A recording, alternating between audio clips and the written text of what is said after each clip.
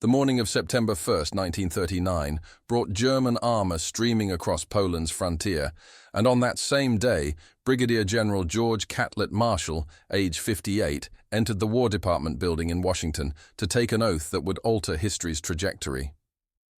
Dressed in a white civilian suit rather than uniform, a calculated choice to avoid seeming eager for the European conflict that had just erupted, he stood in Secretary of War Harry Woodring's office at 10:30 that morning and was sworn in as Chief of Staff of the United States Army, simultaneously receiving promotion to full general. News of Germany's invasion had reached him at 3:50 that morning. Warsaw was already experiencing bombardment by the time his oath was administered. The military force now under his command represented a looming disaster. Fewer than 190,000 soldiers wore the uniform. This placed America's military somewhere near 19th globally, with smaller troop strength than Portugal, Switzerland, and Belgium. Consider this.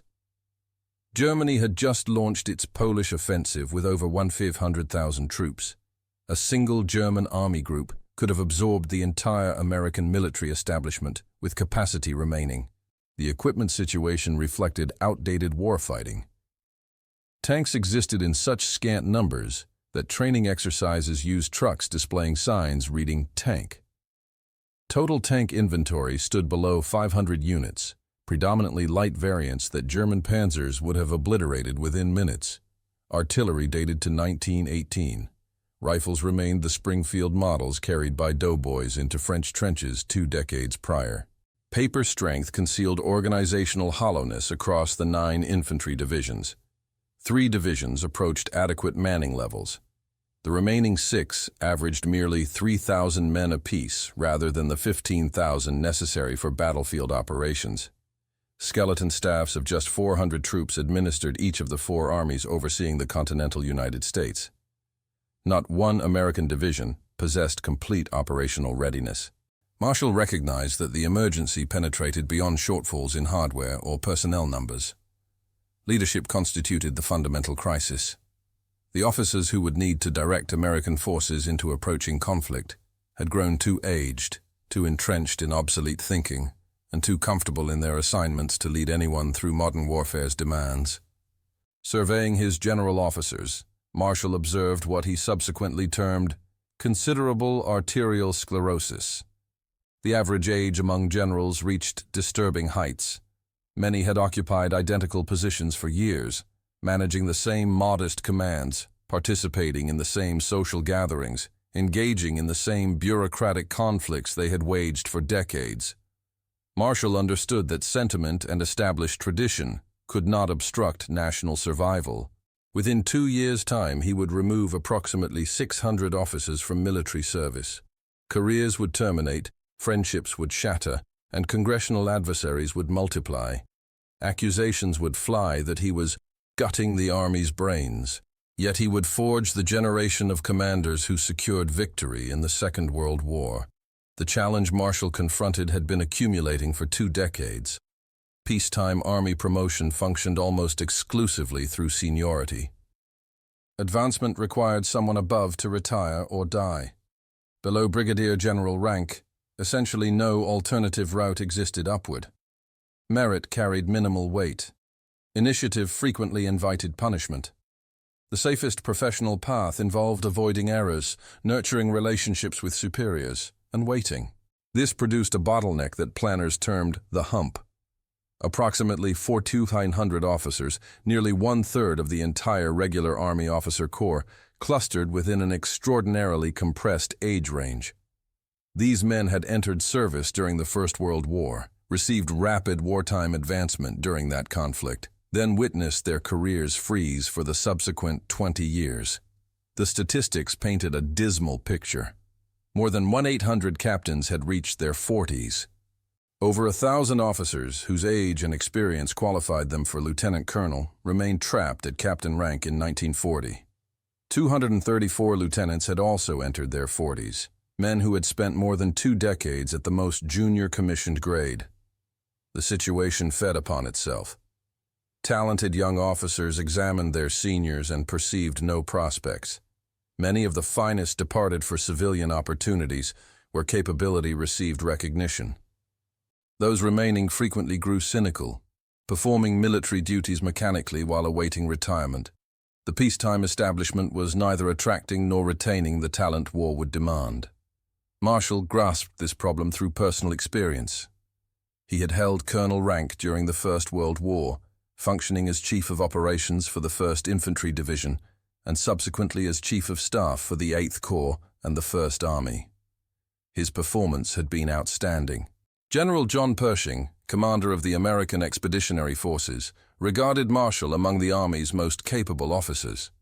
Yet following the armistice, Marshall was reduced in rank to captain. The wartime promotions evaporated. 15 additional years passed before he regained colonel rank. The system that nearly destroyed his own career now fell to him to reform.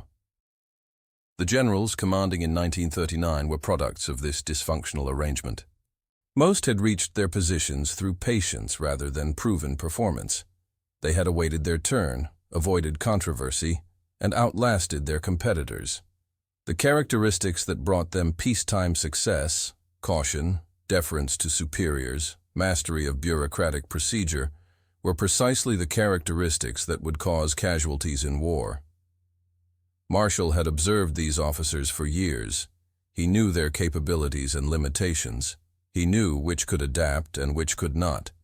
He knew which would rise under crisis and which would collapse under pressure. The knowledge accumulated across 3 decades of service would now determine who led American forces into combat. Testifying before Congress in April 1940, Marshall articulated his philosophy with characteristic directness. Leadership in the field, he stated, depends to an important extent on one's legs and stomach and nervous system. It depends on one's ability to withstand hardships and lack of sleep and still be disposed energetically and aggressively to command men, to dominate men on the battlefield. The generals he had inherited, Marshall believed, could not satisfy this standard. Most were too old to command troops in battle under the terrific pressure of modern war, he wrote. Their minds were set in outmoded patterns, and they could not change to meet the new conditions. This was not abstract theory. Marshall had examined the German campaigns through Poland and France. He had witnessed how speed, aggression, and initiative at all command levels had demolished larger forces relying on methodical approaches. The Germans had introduced new warfare methods. Their commanders made decisions in hours that traditional armies would have required days to reach. They exploited success ruthlessly, penetrating deep into enemy territory before defenders could respond. The generals who would lead American soldiers against such opponents needed to think and act differently than their predecessors. They needed to move quickly, decide quickly, and accept risk. They needed physical stamina for commanding from forward positions rather than from comfortable headquarters miles behind combat lines. They needed moral courage to make hard decisions when lives balanced in their hands. Yet removing senior officers from command was not straightforward. The Army possessed traditions extending back to the Revolution. Officers maintained congressional connections, industrial relationships, classmates scattered throughout the service. Careers spanning decades could not terminate without consequences. Political risks were enormous. Every general Marshall pushed aside had former subordinates who would remember the slight. Every forced retirement created adversaries who might undermine him later. Senior officers' wives formed a Washington social network that could make or break reputations. Marshall was not merely reforming the Army. He was disrupting an entire way of life. Marshall proceeded regardless. He had faced opposition previously. Early in his career, he had contradicted General Pershing in a meeting and expected to be relieved. Instead, Pershing had promoted him. Marshall learned that honest counsel delivered respectfully, but firmly earned more respect than sycophancy. He applied that lesson now. He began informally at first, using his authority as Chief of Staff to reassign officers to less critical positions, to pass them over for promotion, to encourage early retirement. When these measures proved insufficient, he sought legislative authority to remove officers directly. The mechanism he created became known as the Plucking Board. though its official name was the Removal Board. The Second Supplemental Appropriation Act of 1940 gave Marshall the authority he needed by eliminating the requirement that promotions below Brigadier General occur solely through seniority. This allowed him to promote younger officers over their seniors and to push aside those who could not meet the demands of modern command. The board itself consisted of 6 retired general officers, deliberately chosen so that serving officers would not be judging their potential rivals. Marshall asked his immediate predecessor as Chief of Staff, General Malin Craig, to come out of retirement and chair the board. Craig had served from 1935 to 1939 and was widely respected throughout the army. His presence lent legitimacy to the process. No one could accuse Marshall of settling personal scores when his own predecessor was making the decisions. Marshall's instructions to the board established the governing philosophy. The mission, he wrote, is not to weigh a long and successful career against a failure in 1940 or 1941. It is not the function of the board to determine how good a man he has been. Rather, it is to determine the worth and value of the individual to the Army today. Critical times are upon us. The measure must be today's performance. Officers removed by the board received 1 year to retire, a more dignified exit than immediate dismissal, but an unmistakable end to their careers. The board's authority was sweeping. It was empowered to remove from line promotion any officer for reasons deemed good and sufficient. The documented removals tell part of the story. In the summer and fall of 1941 alone, the board removed 31 colonels, 117 lieutenant colonels, 31 majors, 16 captains, and 269 National Guard and Reserve officers. The lieutenant colonels were the largest group because they represented the bottleneck of World War I veterans who had been waiting decades for advancement. In the 5 years before Marshall took command, only 37 officers total had been removed from the Army, an average of fewer than 8 per year. Marshall increased the removal rate more than 5-fold. Ultimately, 500 colonels were forced into retirement. Marshall himself estimated that he pushed out at least 600 officers before the United States entered the war. The scale of the purge became clear during the Louisiana maneuvers of August and September 1941. These massive exercises involving nearly 500,000 troops across a vast swath of Louisiana and East Texas served as Marshall's final examination for his officer corps. The maneuvers were the largest military exercises in American history to that point. They tested not just tactical skills, but leadership under conditions that approximated combat. Units maneuvered day and night. Communications were disrupted. Plans fell apart and had to be improvised. The fog of war, or at least a reasonable approximation of it, descended on commanders who had spent decades in the predictable routine of peacetime service. Marshall watched carefully to see which commanders could handle the stress, which could adapt to changing circumstances, which could lead men under conditions that approximated combat. He moved constantly between command posts, observing how generals reacted to setbacks, how they communicated with their staffs, how they maintained the morale of exhausted troops. Of the 42 generals who commanded a division, corps, or army during those exercises, historians estimate that only 11 would go on to hold combat commands during the war. The other 31 were pushed aside, reassigned, or retired. Marshall had seen what he needed to see. One incident during the maneuvers became legendary. George Patton, then commanding the 2nd Armored Division, was supposed to be contained by a defensive line. Instead, he led his tanks on a night march around the enemy flank, moving so fast that umpires could not keep up with him. At dawn, Patton's tanks burst into the headquarters of Lieutenant General Hugh, nominally capturing the commander of the opposing force. The maneuver was brilliant, aggressive, and exactly the kind of initiative Marshall wanted to see. Patton had proven he could move and think faster than his opponents. Drum had proven that he could not adapt when circumstances changed unexpectedly. Both lessons would influence Marshall's decisions about who would lead in combat. The men Marshall removed were not incompetent. Many had served honorably for decades. Some had distinguished records from the First World War. but Marshall applied a ruthless standard.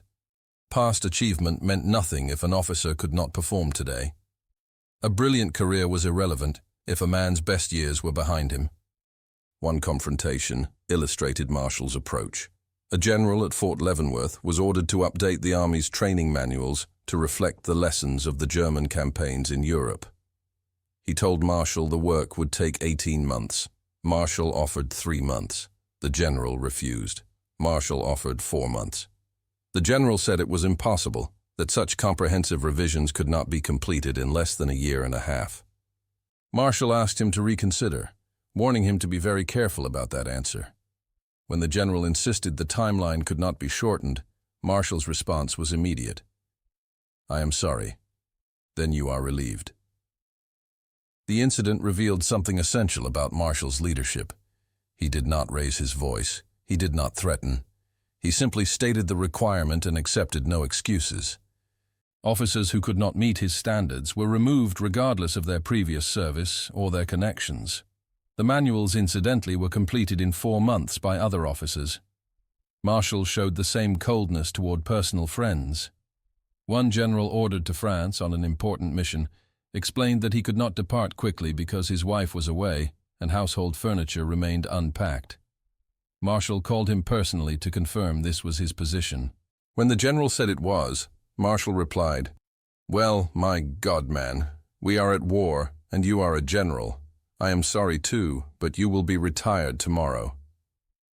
The highest profile casualty of Marshall's reforms was Lieutenant General Hugh Drum, though his fate came through being passed over rather than formally removed. Drum had reached the rank of Major General in 1930 and held nearly every top position below Chief of Staff. He had been Chief of Staff for the First Army in France during the World War. Douglas MacArthur claimed he had virtually run the army. By every measure of seniority and experience, Drum should have become Chief of Staff. But Drum had promoted his own cause so vigorously that he alienated President Franklin Roosevelt. He lobbied openly for the position, cultivated newspaper coverage, and made clear his expectation that the job was his due. When the appointment was made in 1939, Roosevelt passed over Drum and 32 other senior officers to select Marshall, who was 34th in overall Army seniority. Marshall had been outranked by 21 major generals and 11 brigadier generals. Drum never forgave the slight and never stopped maneuvering for high command. During the war, he was summoned to Washington expecting to receive command of American forces in Europe based on a conversation with Roosevelt from 1939. Instead, Marshall offered him the position of Chief of Staff to Chiang Kai-shek in China. Drum objected strenuously. He said the mission was nebulous, uncertain, and indefinite. He complained about serving 3 masters, including Chiang, the British, and Washington.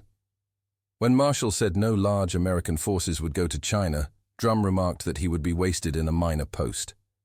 Marshall concluded that Drum lacked enthusiasm for the assignment and recommended against sending him.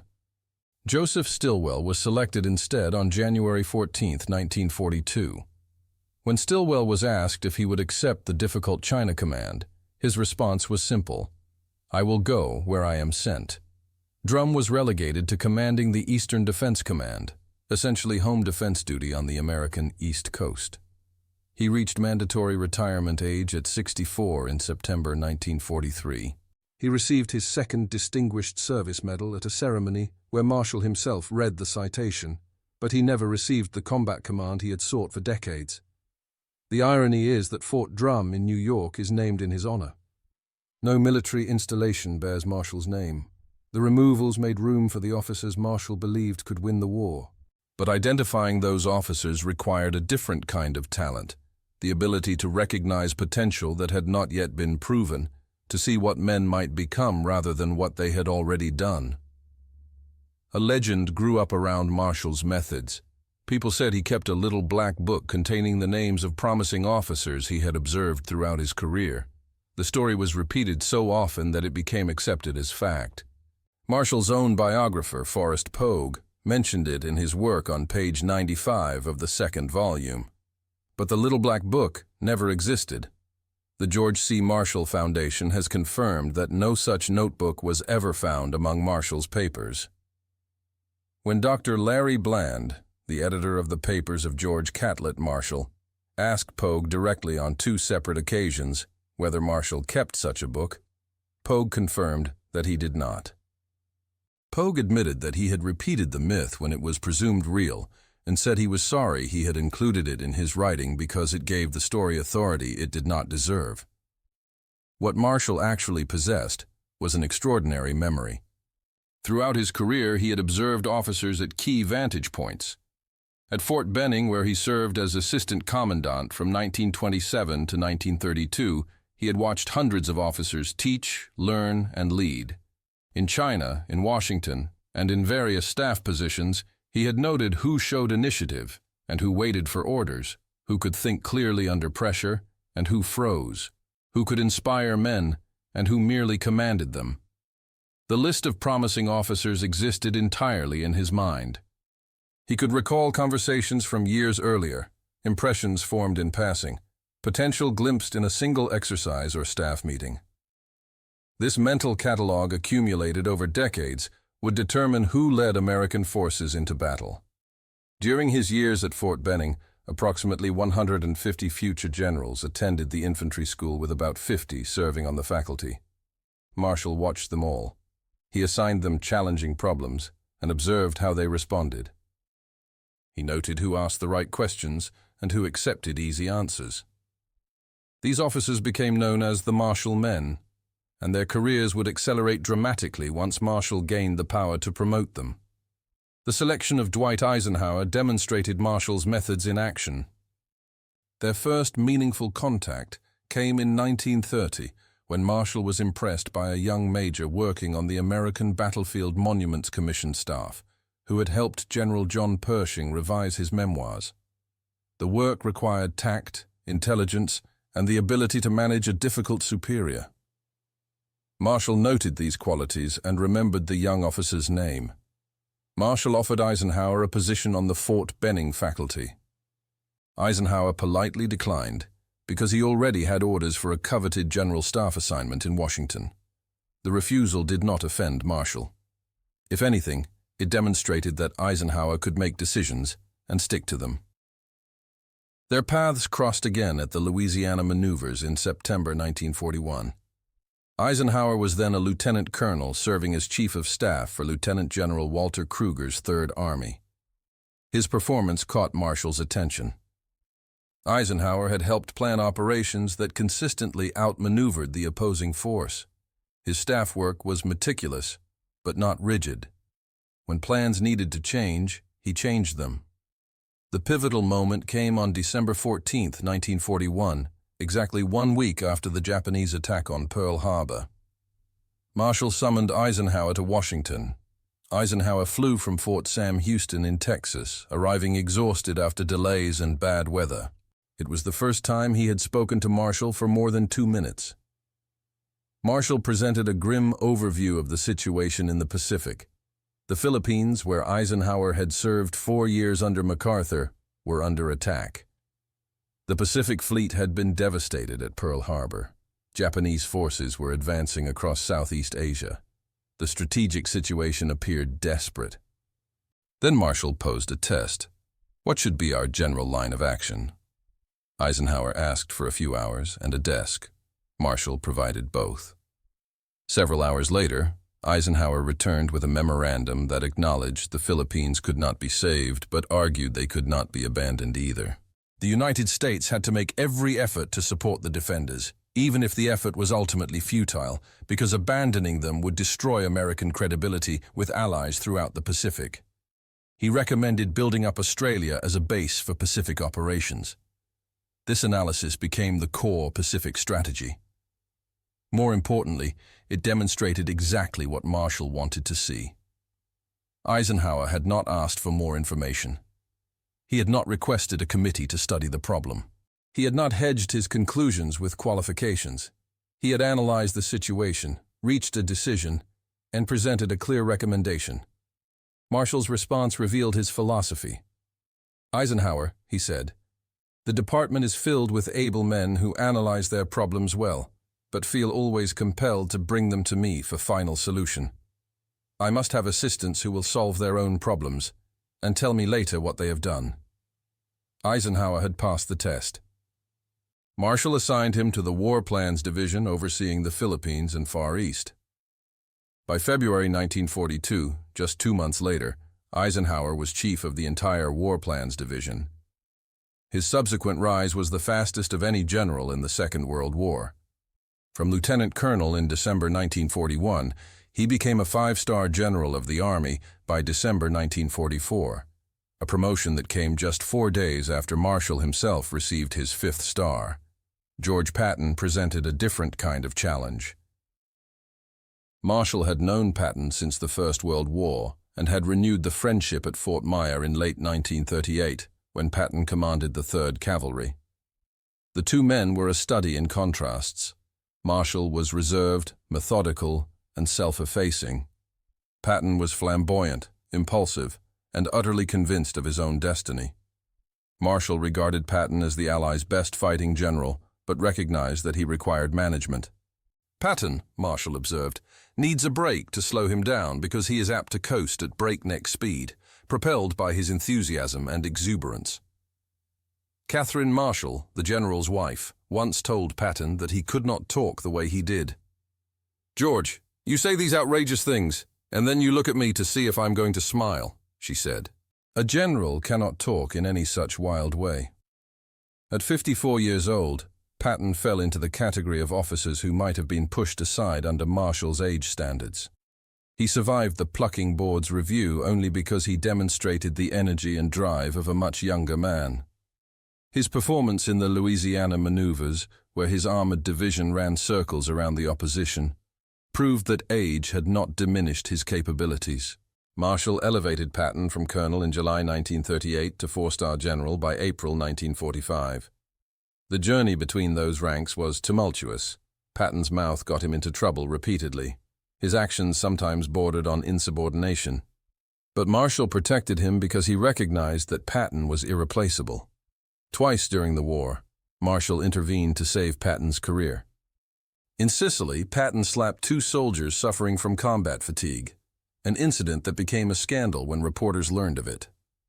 Eisenhower, who commanded the Mediterranean theater, considered sending Patton home in disgrace. Marshall counseled patience. Patton was too valuable to lose. After the Knutsford affair in England, when Patton made impolitic remarks suggesting that the United States and Britain would rule the post-war world with no mention of the Soviet Union, Marshall again protected him. The incident nearly cost Patton his command on the eve of the Normandy invasion. Marshall's intervention kept him in place. Omar Bradley represented yet another path to high command. He had served as a tactics instructor at Fort Benning during Marshall's tenure as assistant commandant. The two men had worked closely together, and Marshall had observed Bradley's teaching methods, his treatment of students, and his approach to military problems. Marshall described Bradley as quiet, unassuming, capable, with sound common sense. These were not flashy qualities, but they were the qualities Marshall valued most. Bradley did not seek attention. He did not promote himself. He simply did his job with steady competence. Bradley later wrote that no man had a greater influence on him personally or professionally than George Marshall. The relationship shaped Bradley's entire career and his approach to command. Bradley rose from Brigadier General in February 1941 to 4-star General and Commander of the 12th Army Group, the largest American field command in history. More than 2,300,000 soldiers served under his command during the campaigns in France and Germany. He would later become the first chairman of the Joint Chiefs of Staff, a position that placed him at the pinnacle of the American military establishment. Joseph Stilwell, known as Vinegar Joe for his sharp tongue and acid personality, impressed Marshall so deeply that Marshall held open the position of chief of the tactical section at Fort Benning for a full year, until Stilwell became available.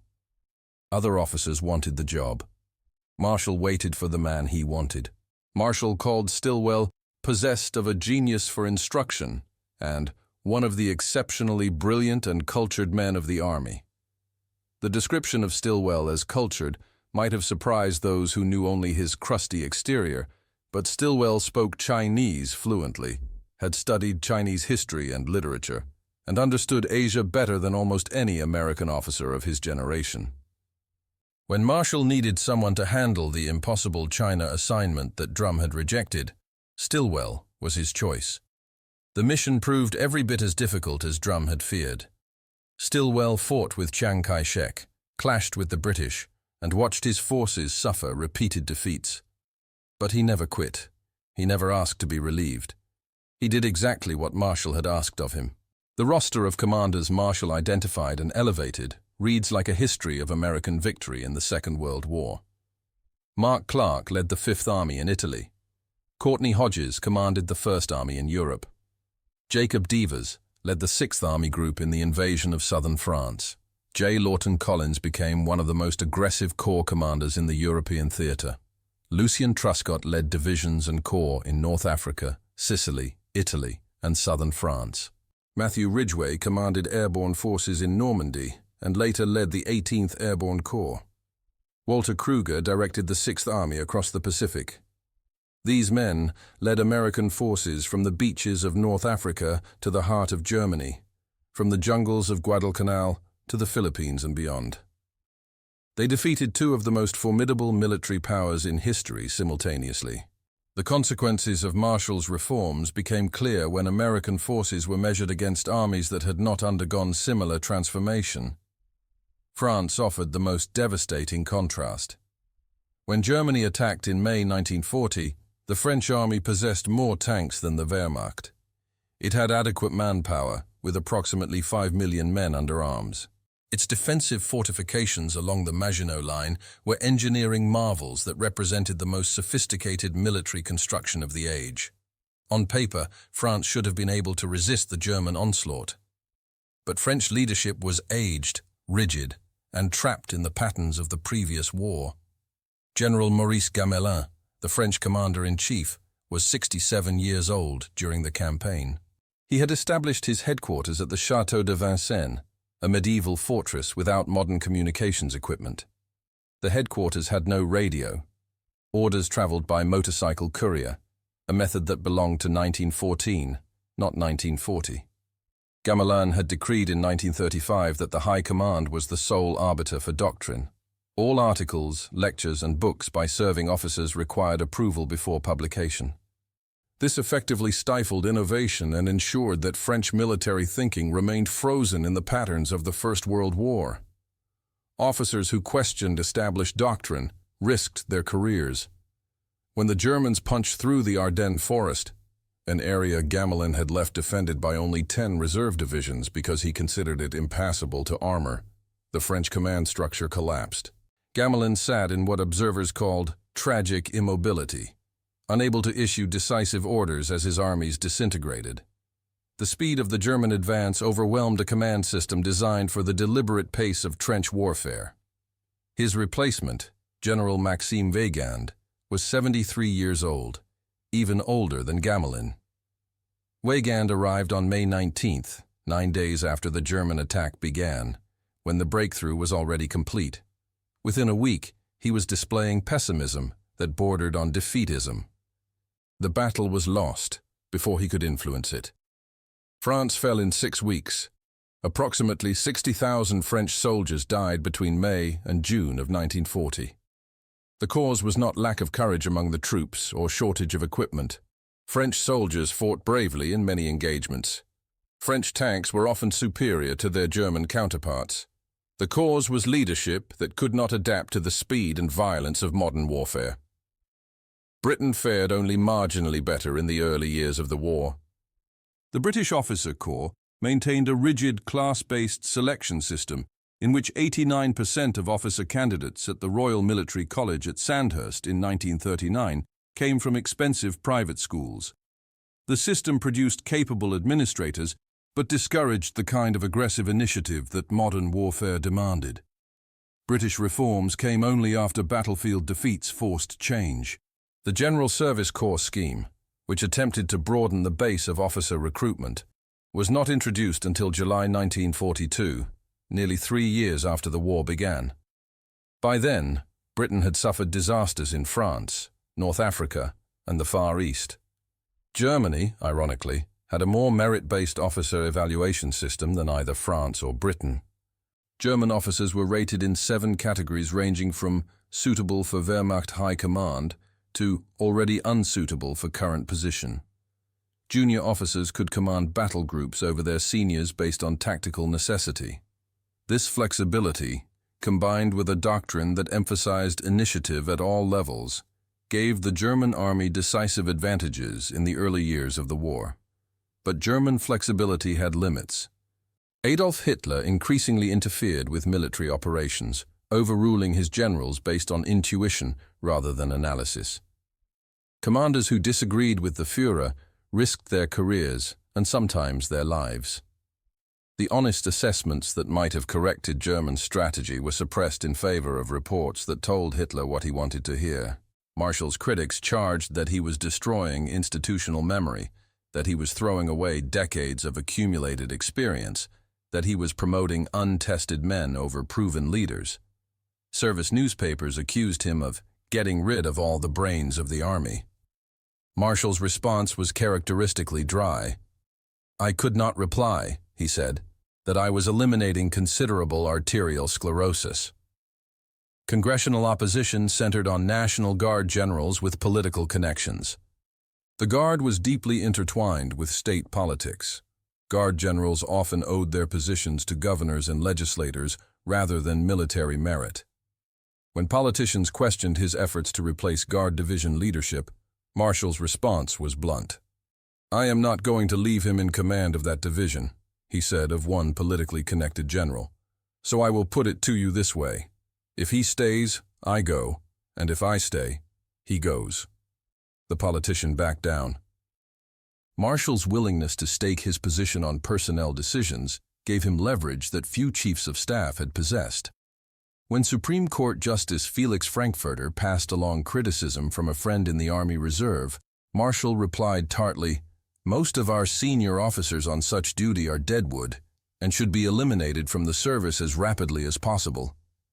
He did not soften his views for friends of the powerful. The opposition never stopped Marshall because he possessed something his critics lacked: the absolute confidence of President Roosevelt.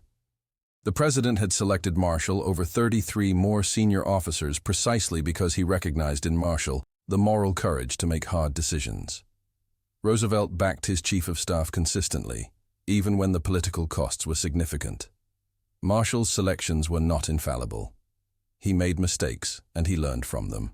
He was especially fond of Lloyd Fredendall, calling him one of the best, and remarking that you could see determination all over his face. Fredendall commanded the largest task force in Operation Torch, the Allied invasion of North Africa, in November 1942. At Kasserine Pass in February 1943, Fredendall proved disastrous. His command post was located 70 miles behind the front lines in an elaborate underground bunker that his engineers had spent weeks constructing while combat units needed their skills elsewhere. He issued confusing orders using a personal code that his subordinates could not understand.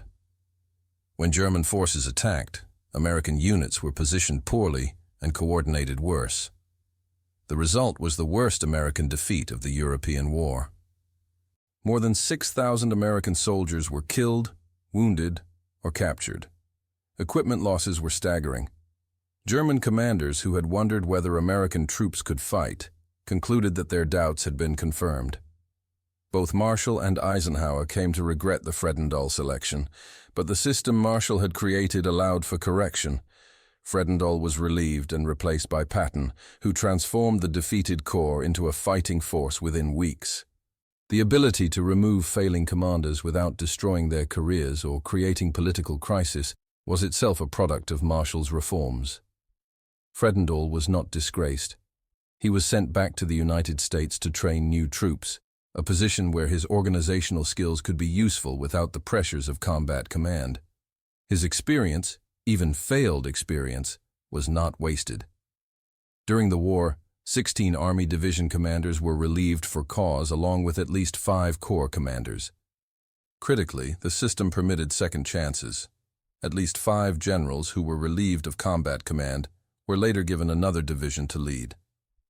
Orlando Ward commanded the 20th Armored Division in 1945, after being relieved earlier in the war. Terry Allen led the 104th Infantry Division through the end of the war after his removal from the 1st Infantry Division. This flexibility distinguished the American approach from both the German and the British systems. German commanders who failed were often shot or imprisoned. British commanders who failed were rarely given second opportunities. The American system treated failure as information rather than disgrace, allowing the army to learn from mistakes rather than simply punish them. The transformation Marshall achieved can be measured in numbers. When he took command in September 1939, the army had fewer than 190,000 soldiers organized into 6 divisions, with only 4 in the continental United States, 1 in Hawaii, and 1 in the Philippines. By the end of 1940, the number had grown to 269,000. By the end of 1941, it exceeded 1,400,000. By 1943, nearly 7 million. At its peak in March 1945, the United States Army numbered more than 8 million soldiers organized into 91 divisions. This expansion required a corresponding increase in officers. Men who had been lieutenants in 1940 were colonels by 1944. The bottleneck that had strangled careers for 2 decades was shattered by the demands of global war. The young officers Marshall had identified and protected now led divisions and corps into battle. The army that stormed the beaches of Normandy on June 6, 1944, bore no resemblance to the force Marshall had inherited 5 years earlier. American soldiers crossed the English Channel in landing craft designed and built in American shipyards. They were supported by aircraft manufactured in American factories. They carried weapons produced by an industrial mobilization that had transformed the American economy. But equipment alone did not win battles. The men who led those soldiers had been selected, trained, and tested by the system Marshall created. They had survived the Plucking board. They had proven themselves in maneuvers and in combat. They were the best officers the American military could produce, and they led from the front. Winston Churchill called Marshall the true organizer of victory and the noblest Roman of them all. Eisenhower declared that, "Our army and people have never been so indebted to any soldier." Harry Truman said simply that, "Millions of Americans gave their country outstanding service." George C. Marshall gave it victory. Time magazine named Marshall Man of the Year twice, in 1943 and 1947. He became the first and only career soldier to receive the Nobel Peace Prize, awarded in 1953 for the Marshall Plan that rebuilt Europe after the war. He served as both Secretary of State and Secretary of Defense, the only person in American history to hold both positions. The officers Marshall removed faded into obscurity. Their names appear in no histories of the war. Their contributions, whatever they might have been, remained unmade. Some accepted their fate with dignity, understanding that the mission was greater than any individual career. Others harbored resentment for the rest of their lives, never accepting that their time had passed. The officers Marshall promoted became legends. Eisenhower served 2 terms as President of the United States. Bradley became a 5-star general and the most respected military figure of the post-war era. Patton died in a car accident just months after the German surrender, but his name became synonymous with aggressive leadership.